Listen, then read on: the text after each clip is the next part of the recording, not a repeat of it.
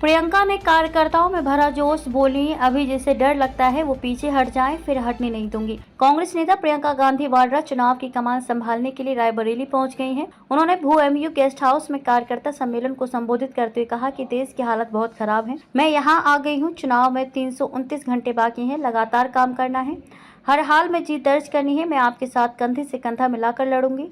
अभी जिसे डर लगता है वो पीछे हट जाए, फिर नहीं हटने दूंगी। उन्होंने कहा कि रायबरेली वो किला है जिसे भाजपा ढहा नहीं पाई है। यहाँ पर हमारी जीत का संदेश दूर तक जाएगा, तैयार हो जाइए, चुनाव तक लगातार काम करना है। उन्होंने कहा कि भाजपा लोगों के जज्बात उभार कर वोट की राजनीति कर रही है। युवा रोजगार की, नौकरी की मांग करते हैं।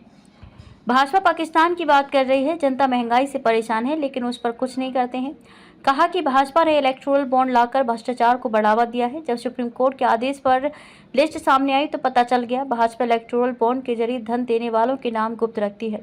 मोदी यदि विश्व के बड़े नेता हैं तो देश में रोजगार दिलाए। अपने भाषण में प्रियंका गांधी ने प्रधानमंत्री नरेंद्र मोदी और भाजपा पर एक के बाद एक तीखे प्रहार किए और कहा कि मोदी यदि विश्व के सबसे बड़े नेता हैं तो देश में रोजगार क्यों नहीं लाते।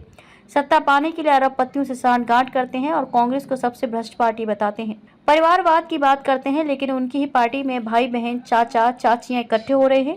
क्या ये परिवारवाद नहीं है? प्रियंका ने कहा कि चुनाव के समय दो सीएम को जेल में डाल देते हैं, ये सब क्यों कर रहे हैं? सिर्फ सत्ता में आने के लिए? इन सभी की बड़े अरबपतियों से सांठगांठ है। 50,000 रुपए की खातिर किसान आत्महत्या कर रहा है क्योंकि वे अपना कर्ज चुका नहीं पा रहा, अपनी बेटियों की शादी नहीं कर पा रहा है, उनका पैसा माफ नहीं कर रहे हैं लेकिन अरबपतियों का पैसा माफ कर रहे हैं। ये सच्चाई आपको नहीं दिखाएंगे? प्रियंका ने भाजपा पर कटाक्ष करते हुए कहा कि आपको दिख रहा है कि देश आगे बढ़ रहा है, G20 हो रहा है, विदेशी देश की बड़ाई कर रहे हैं। आपको बताया जाता है कि मोदी विश्व के बड़े नेता बन गए हैं, वे पूरी दुनिया में युद्ध रोक सकते हैं। यदि वे इतने बड़े नेता है और 10 साल उनकी सरकार देश में है तो रोजगार दिलाएं।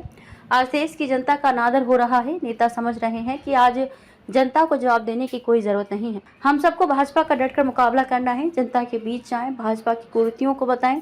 इस चुनाव में भाजपा को उखाड़ फेंकना है। सबसे बड़ा भ्रष्टाचार तो भाजपा ने किया है। प्रियंका ने कहा कि भाजपा भ्रष्टाचार की बात करती है, सबसे बड़ा भ्रष्टाचार तो इन्होंने ही किया है। गुजरात में पुल बनाने वाली कंपनी से चंदा ले लिया, पुल ढह गया और सैकड़ों लोगों ने अपनी जान गंवा दी। जिसको धमकाया, जिनके घरों पर छापा डलवाया, उनसे चंदा लिया। इसका नतीजा ये हुआ कि भाजपा दुनिया की सबसे अमीर पार्टी बन गई। वे आपकी भावनाओं को कैसे समझ पाएंगे? आप कांग्रेस के कार्यकर्ता हो, आपको कोई पैसा नहीं मिलता है, आप जनभावना से सेवा करते हो। दुनिया में उन्होंने अपनी पार्टी को सबसे अमीर बना दिया और वे कहते हैं कि कांग्रेस सबसे भ्रष्ट पार्टी है।